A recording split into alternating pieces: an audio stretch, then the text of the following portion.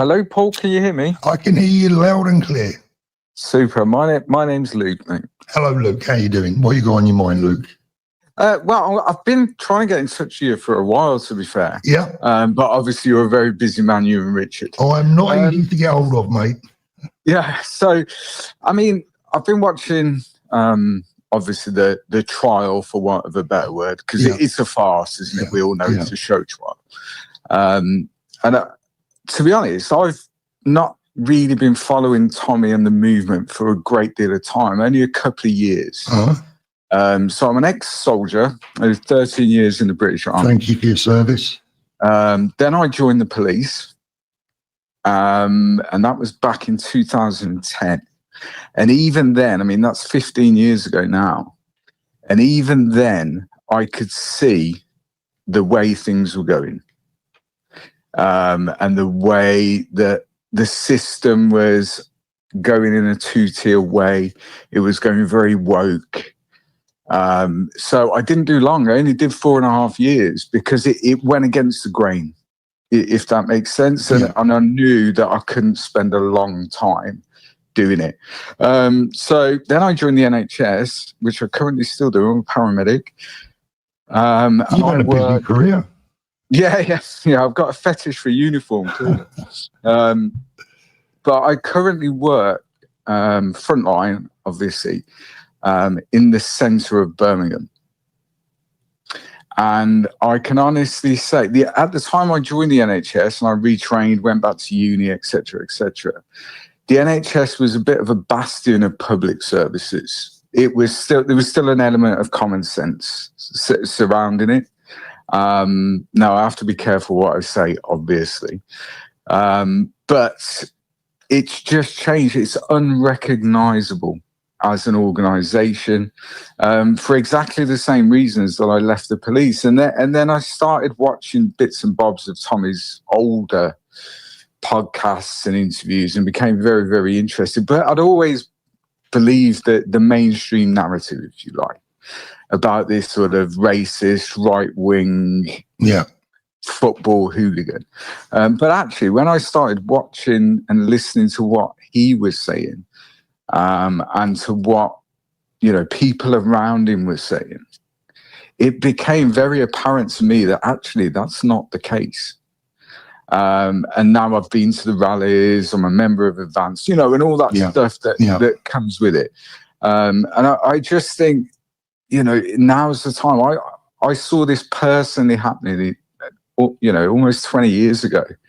And I've got a couple of friends that are still in the military, although they're absolutely coming to the end of their time now. Yeah.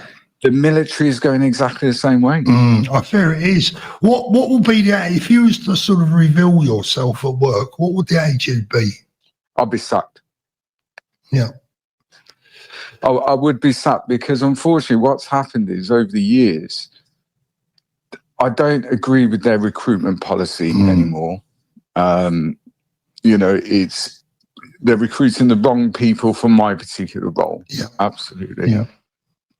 And then what happens is these people, every year I get offered promotion and everything else, and I won't do it because I'm not a yes man. And that's what they want.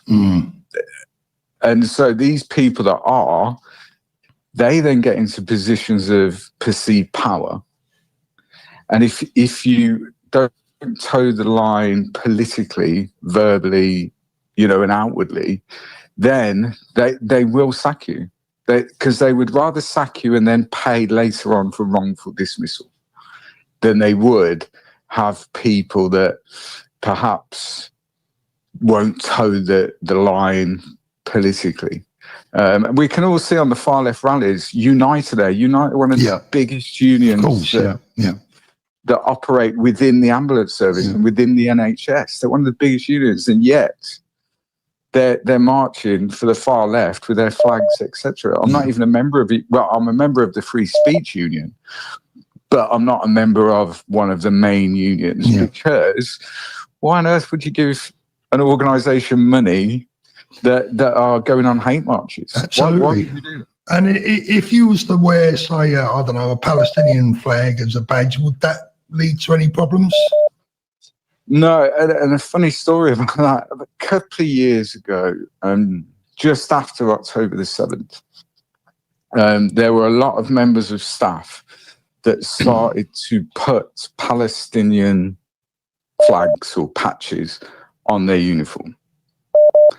So I went and saw we don't really have managers as such because it's a uniform service. So we have like shift officers for each area. I went and saw them and said, that's not acceptable. Why on earth is no one challenging that? Because we're not supposed to wear anything on our uniform that isn't uniform, because we have to be very impartial, obviously, and operate without fear or favour, whoever it is we're dealing with. Yeah. Now, Birmingham has quite a large Jewish community. And obviously, we can be called to anything. Yeah. To anyone, anything at any time. Yeah. And if you're wearing a Palestinian flag and you end up being called to a Jewish family, that at the very least, it can put you in a situation where you're starting to offend people needlessly. Yeah. And they wouldn't challenge them. They wouldn't challenge members of staff who were wearing Palestinian flags. So I said, because I can be a bit... But you would be sacked. A bit vocal. I said, well, that's okay. Tomorrow I'll come in wearing an Israeli flag. Yeah. They said, well, you can't do that. That would be a disciplinary matter. Wow. And I went, well, what's the difference? Because women and children are dying in Israel as they are in Palestine. So what's the difference? And I didn't do it, but I absolutely truly believe if I went to work wearing an Israeli flag, I would be sent home, disciplined, and end up being sacked. But Palestinian flags won't be challenged. Yeah. Disgraceful, isn't it? And that's a uniform service. Mm. Yeah. Lots of support for you in the chat, Luke. Yeah, I mean, I'm sure there is. And I think it's very, very sad. And sometimes what happens is, and a couple of times where I've tried to reach out to yourself and Richard, I watch a lot of your streams and stuff, not always live because I work shifts, obviously.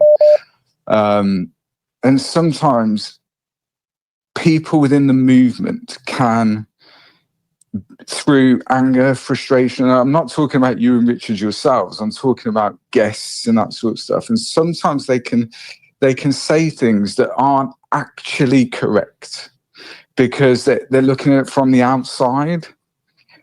And I think the reason that it sometimes discredits the argument because it's not correct. So people like myself who work within these organisations and have done and know the facts, if you like, unfortunately, because a lot of people are so scared of standing up and speaking out from within these organisations, a lot of this stuff gets left to sort of rumour, hearsay and everything else, and then it can discredit the argument. But it's such a difficult situation because I know for a fact if I stood up and identified myself properly, I would end up in hot water at work, and I've got a family to feed the same as everyone else. So you almost totally understand via the back door, you know. And then because then it is left to rumour and hearsay a lot of the time that it's not necessarily correct, and then it starts to lose credit with people, and then they don't join Advance and they don't go on the rallies because they think, well, it's not factually correct, but there's no middle ground, and that's the problem. It's a very difficult situation, but as I've spoken to my partner about this many times, as I said, I will try and reach out to you guys. And if there is, something that I know about, whether it be policing, the NHS, the military, I'm happy to tell you what it's like on the inside, but off air. Does that make sense? Yeah, I get it. So then at least then you're coming from a point of fact, and I'm not putting myself in hot water by going live on the internet and going, this is all complete bollocks.